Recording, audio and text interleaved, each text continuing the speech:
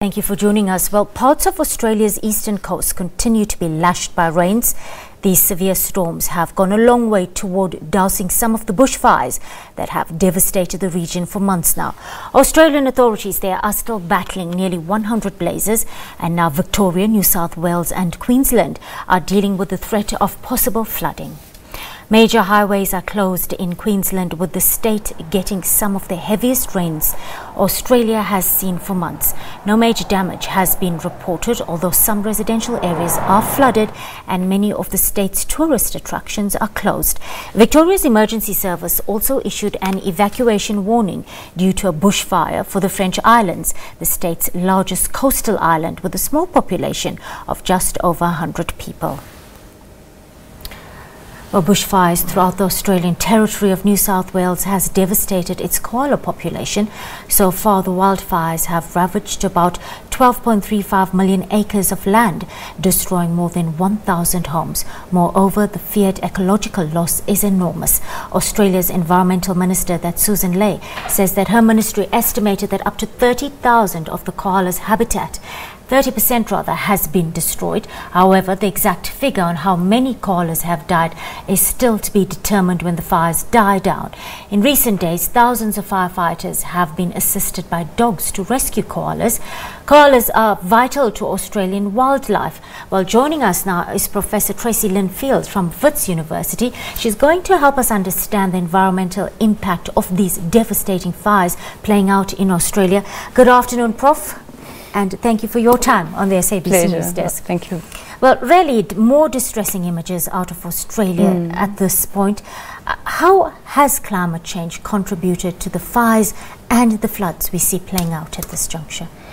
So it's a complicated question, obviously, and people will say don't immediately go to climate change, because we need to look at the variety of factors that have caused these unprecedented bushfires. So bushfires are a natural phenomenon in Australia, in the Australian ecosystem. But this year they've been particularly ferocious. And the reason for that is the unprecedented droughts and heat conditions in Australia. So on the 18th of December, the average maximum was almost 42 degrees Celsius across Australia. And these conditions have driven the fires that we've seen. So the reason for that, in turn, is something called the Indian Ocean Dipole, which has to do with the difference in temperature in the Indian Ocean, the eastern part and the western part, and that has been the most extreme ever. And so this has driven the droughts and the heat conditions. But of course, you have to go back to climate change and say, you know, why are we having these extreme climate conditions, and how is that connected to the greenhouse gas emissions of Australia and indeed of the whole world? Prof, are these fires a taste of what's to come for the world going forward when it comes to temperatures rising, or is this being alarmist now? Because there are a few reports that show the links between climate change and increased frequency of the severity of fire weather. So there is one report by the Australian Academy of Science, and they have said that only about 22% of increased fires are due to climate change. But of course, now that we've had these extreme fires this season, you'll have the scientists looking at it and trying to make an estimate. I mean, the bottom line is we really need to reduce our greenhouse gas emissions, and Australia needs to reduce its greenhouse gas emissions, which it's not really doing.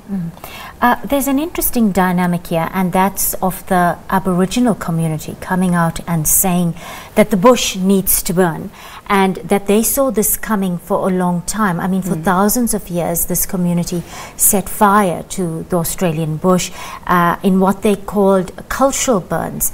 Do the cultural burns still have a place in how we control, and would it have minimized the disaster, so to speak, so that had we listened to the Aboriginals in the first place and not overlooked what they had to say? So that is true, that was a traditional practice, and that has been almost been forgotten because it's not been used, because it's been undermined.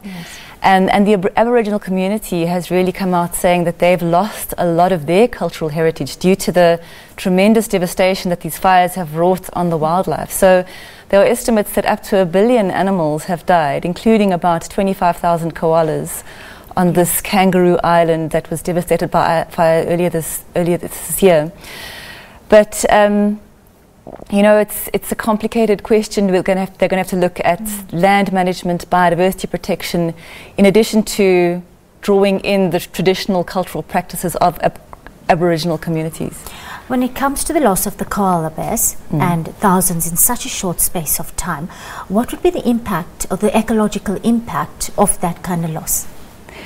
So for the koalas, maybe not as devastating as it has been to some other species. So the species that are worst impacted are those for which there are very tiny populations, for which a fire like this could very well be an extinction event. So they're talking about two species in particular. One is a tiny marsupial called the kangaroo island dunnart, and then there's a subspecies of bird, for which there were only about 300 left on that island. So for those species, it has probably been the most devastating. But obviously, for all the animals, or the wildlife of Australia, which is, you know, in many respects unique, it's been quite a setback. I know you touched on this a little bit earlier, but many of our climate change experts are saying that Australia hasn't done enough to combat climate change. What are your thoughts on that kind of sentiment, Prof? So I would completely concur. According to the group Climate Transparency, Australia has an appalling reputation for climate change action. Their greenhouse gas emissions have risen 31% since 1990.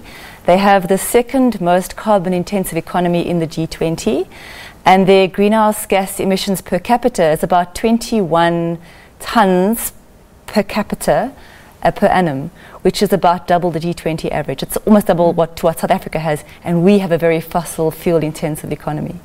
Professor Tracy Lynn Field from Wits University, thank you so much for helping us unpack the environmental impact of the Australian bushfires. We hope to see you again soon sometime. Pleasure. Thank you. Well,